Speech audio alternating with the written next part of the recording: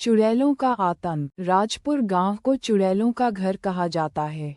राजपुर में रहने वाले सभी लोग चुड़ैलों के आतंक से डर लगता था।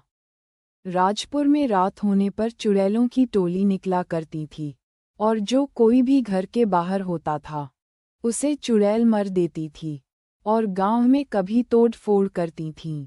इस सब से गांव के लोग परेशान होकर सभी लोग सरपंच के घर पर जाते हैं।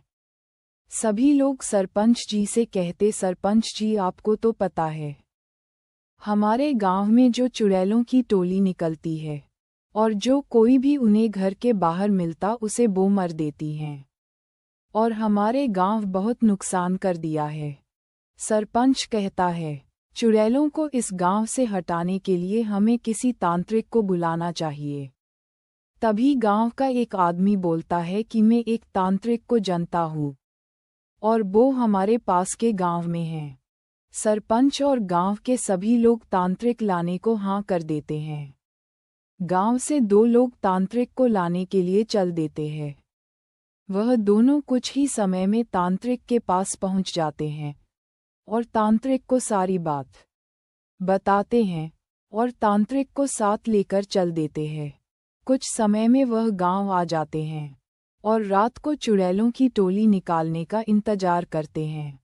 तांत्रिक चुड़ैलों की टोली के आगे खड़ा हो जाता है, और तांत्रिक बोलता है, और तुम इन गांव वालों को क्यों परेशान कर रही हो? चुड़ैल बोलती हैं, इस गांव में पहले जंगल हुआ करता है। गांव वालों ने उसे जंगल को काटकर अपना घर बना लिया, इसलिए हम इनको परेशान करते हैं। ठीक है, तो इन लोगों को माफ कर दो और पास ही के जंगल में अपनी टोली को लेकर चली जाओ, वरना मैं तुम्हें यही जला दूंगा।